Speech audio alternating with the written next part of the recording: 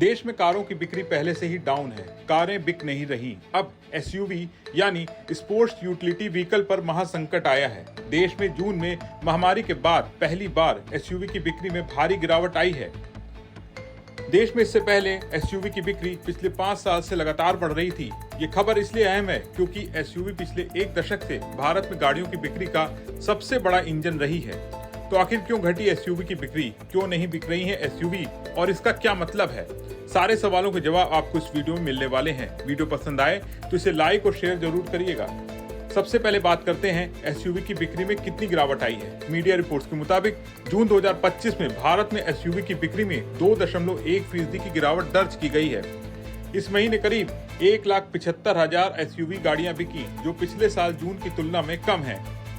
ये पिछले 5 साल में पहली बार हुआ है जब एसयूवी की बिक्री में महीने दर महीने कमी आई है। आपको बता दें, एसयूवी भारत में गाड़ियों की बिक्री का 55% हिस्सा रखती है, यानी हर 100 गाड़ियों में से 55 एसयूवी शामिल होती हैं।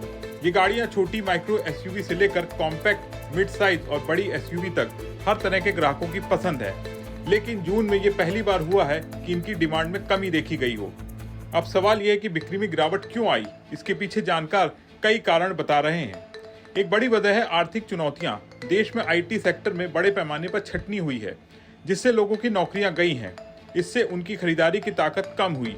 दूसरा कारण है बढ़ती ईंधन की कीमतें। पेट्रोल और डीजल के दाम बढ़ने से लोग गाड़ी खरीदने से पहले 2 बार सोच रहे हैं। तीसरा बड़ा कारण है वैश्विक अनिश्चितताएं। रूस यूक्रेन युद्ध और अन्य अंतर्राष्ट्रीय मुद्दों ने कच्चे माल की आपूर्ति को प्रभावित किया है, जिससे गाड़ियों की कीमतें बढ़ी हैं। इसके अलावा कुछ एक्सपर्ट्स का कहना है कि लोग अब एसयूवी खरीदने से बच रहे हैं, यानी लोग नई गाड़ियां खरीदने में अब उतनी दिलचस्पी नहीं दिखा रहे जितनी पहले थी।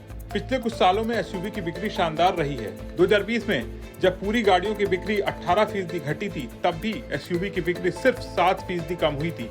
इसका मतलब है एसयूवी हमेशा से बाजार का मजबूत हिस्सा रही है। 2015 में एसयूवी का हिस्सा सिर्फ 14.3% था, जो अब बढ़कर 55% हो गया है।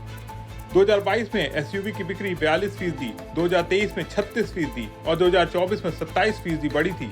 लेकिन इस साल अप्रैल-जून तिमाही में बिक्री सिर्फ 5.6% बढ़ी, जो पिछले साल की 11.3% की तुलना में काफी कम है। जून में यह और नीचे आकर 2.1% की गिरावट पर पहुंच गई। रिपोर्ट्स के मुताबिक जून में एसयूवी की बिक्री 1,71,341 यूनिट थी, जो जनवरी के 2,11,946 यूनिट से काफी कम है। इसमें लग्जरी एसयूवी की बिक्री 3,660 यूनिट थी। विशेषज्ञों का कहना है ये गिरावट आर्थिक अनिश्चितता, बढ़ती तेल की कीमतें और बदलते ग्राहक रुझानों की वजह से है।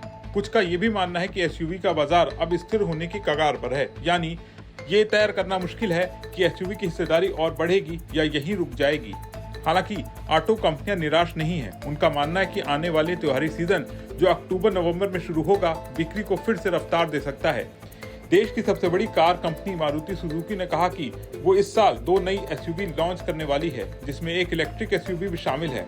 मारुति के मुताबिक 2022 से अब तक उसकी एसयूवी की हिस्सेदारी 12% से बढ़कर 21% हो गई है। वहीं महिंद्रा एंड महिंद्रा भी उम्मीद जता रही है कि उसकी एसयूवी की बिक्री में 15 से 20% की बढ़ोतरी होगी। कंपनियां कई नई इलेक्ट्रिक और पेट्रोल डीजल एसयूवी लॉन्च करने की योजना बना रही हैं। जिस तरह से कारों के बाद अब देश में एसयूवी की बिक्री में गिरावट आई है, आपका इस पर क्या सोचना है? कमेंट करके बताएं और बिजनेस जगत की तमाम बड़ी खबरों को देखने के लिए बने रहें विस्तक के साथ।